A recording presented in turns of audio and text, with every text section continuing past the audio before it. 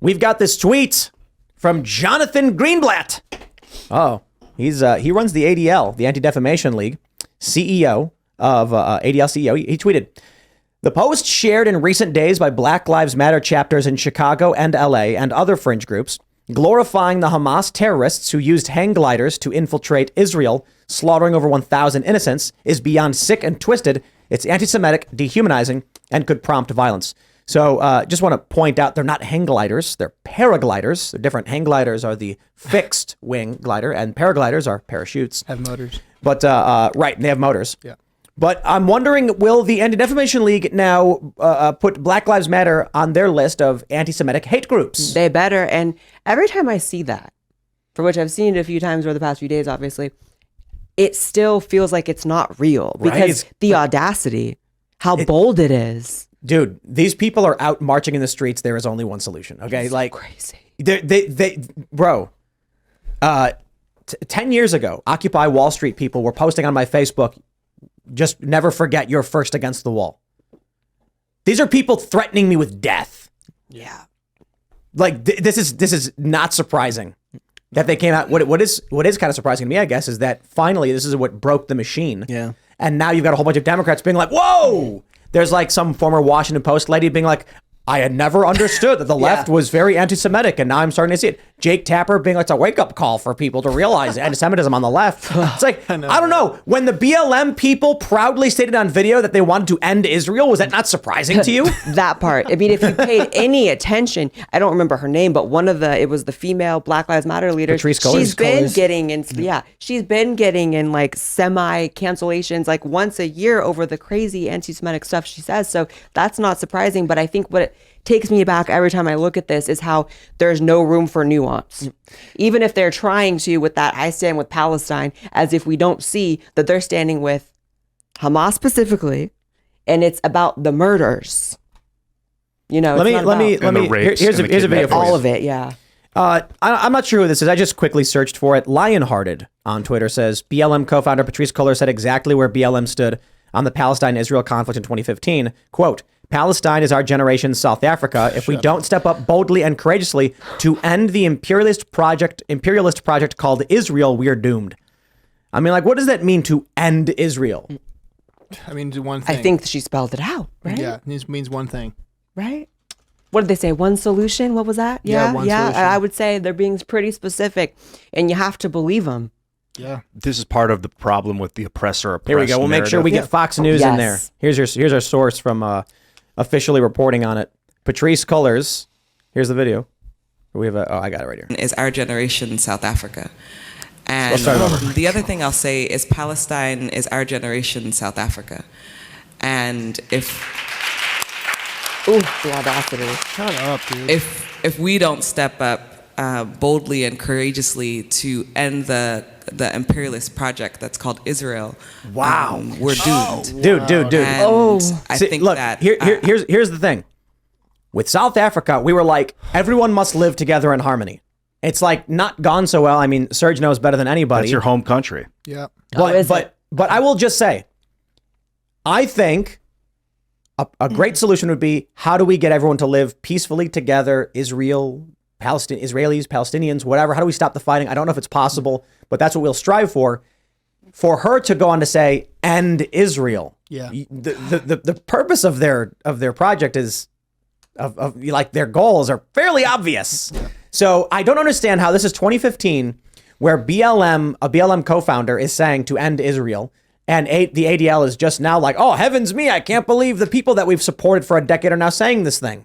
It's because of that platitude name, Black Lives Matter. It makes it so impenetrable that they have to be this specific for anyone to, wipe the crust out of their eyes and be like, oh, they're the bad guys. For the average person who's not paying very, very close attention to the socio-political situation, I've had a couple of people who... we're very big on the idea of compelled speech during 2020, that you had to make a statement on all this stuff, who unfollowed me, refollow after this situation that's going on now. Because I think for certain people, I can't speak whether it's because of that. The realizing. I would imagine that this is a more clear-cut example that the world you were sold before isn't as simple as you think it is. I'll tell you what it is. It's that most of these people were standing around staring at people with pitchforks and thought to themselves, if I call this out, they'll pitchfork and torch me. Yeah, so I'll just agree with them and go along with it. Yep. That's a big chunk of it. That's a big chunk. And so now that all of a sudden these people are supporting terrorism and the killing of innocent civilians, they're like, oh no, am I on the, yeah, guess what? You're on the wrong side of history. And now they're panicking. Now they're saying, what do I do? Well, I don't know. It's kind of scary, right? You were on the wrong side of history, as y'all tried describing it for the whole time. And now all those protests you took part in, oh man, it's gonna be a fun Thanksgiving. And when even I'm talking worse. to family members, being like, remember when you held up that communist red salute and we're chanting for these people? Say right now to the family at the table how you agree with the slaughter of civilians. Yeah. And even worse, all those billions of dollars that went straight to those mansions for those disgusting founders and people in the organization. I mean, how disgusting. That's the legacy of what you fought for if you were out on those streets. Even if you had every good intention and you really were affected in That's a the problem. profound way by the George Floyd stuff or any other injustice against a black person. I mean, that's obviously like a different story than injustice, but you were deceived. But the part, do you forgive No, I them? I don't think so much that they're deceived. Most of these people knew what they were saying was wrong, but they wanted to stand alongside power. They were either cowards or evil. Yeah. There's the banality of evil along with that.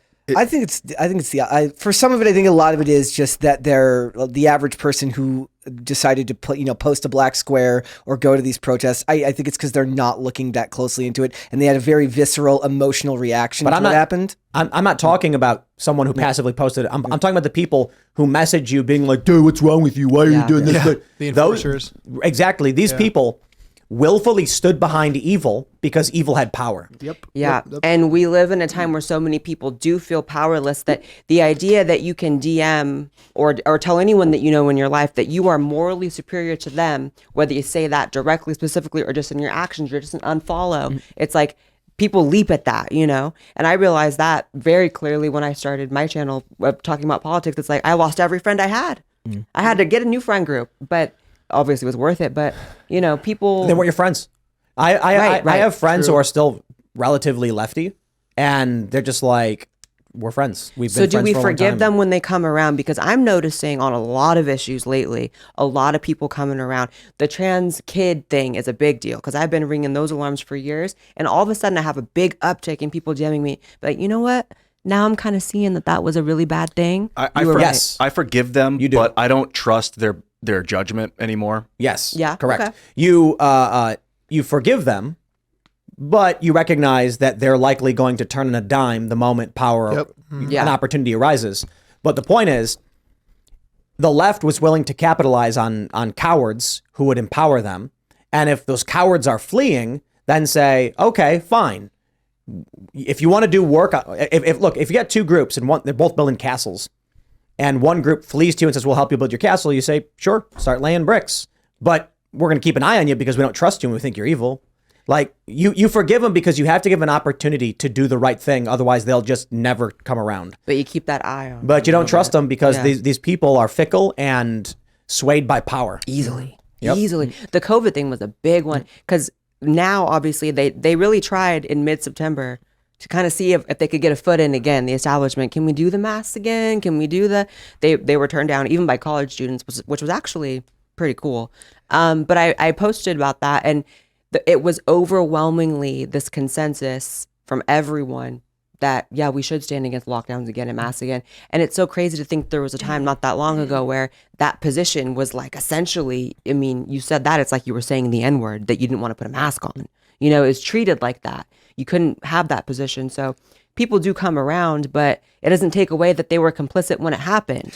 All the kids right now that are behind in school and development by years and years that can't read in second grade. It's like you still caused that. So it's hard for me to forgive, but you do. You're right. And the worst of the worst are the ones who just take whatever the most popular position is anyways. Did you see Ryan Long's New Skit. Oh, yeah, it's Yeah. It amazing. might be So his good. greatest work since the woke versus His racist magnum opus. Yeah. Yes, like it might be the great. Like when I saw that, I'm like, oh, he's going to be perfect at this, and that's exactly what we're looking at, right? Yep. People have been fed, they've been spoon-fed unbelievably simple narratives for the last 6-7 years. I mean, longer than that, but really in the last 6-7 years, spoon-fed simple narratives. Now they're like, well, here's one that's just not quite so cut and dry. Ryan Long on YouTube, Ryan Long comedy.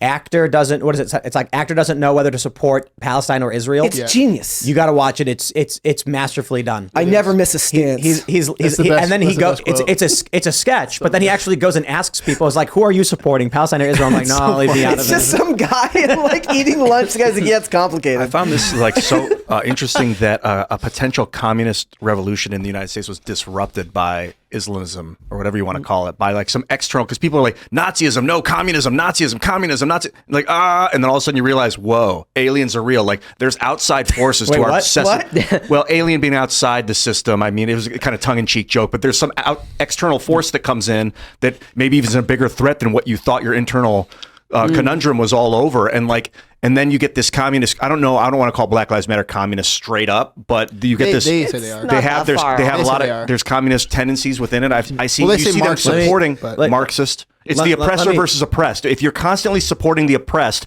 you're always going to look for oppression. You're always going to create oppression. Thanks for watching this clip from the Timcast IRL podcast. Hang out with us live Monday through Friday at 8 p.m. and become a member over at timcast.com for uncensored, members-only shows exclusive. Thanks for hanging out, and we'll see you all next time.